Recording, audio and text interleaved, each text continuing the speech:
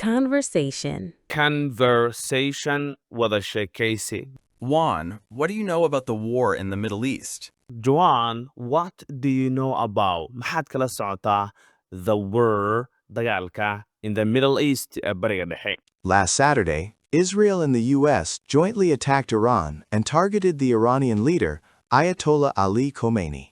Last Saturday, sabtidii la soo dhaafay, Israel and the US, Israel iyo Mareykanka, jointly si wada jira attacked waxay u weerareen Iran and targeted waxayna beegsadeen the Iranian leader hogaamiyaha Iran Ayatollah Ali Khomeini.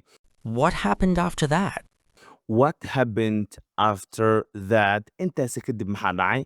After that, there were airstrikes and direct fighting that spread to the Gulf countries. After that, intaasi kadib, they were waxaa jiray ama dhacay airstrikes duqeymo and direct fighting iyo dagaal toos ah. That spread kaasoo ku fiday to the Gulf countries wadamada khaliijka. What is the situation in the Middle East now? What is the situation in the Middle East now? Waa sidee xaaladda bariga dhexe iminka? Israel is facing heavy attacks carried out by Iran's Revolutionary Guard forces.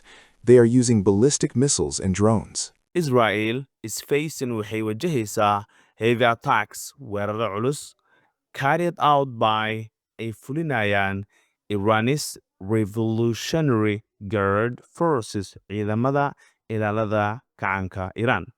They are using waxay isticmaalayaan plastic missiles gantaalaha markaasi blastiga and drones iyo diyaaradaha markaasi droneska.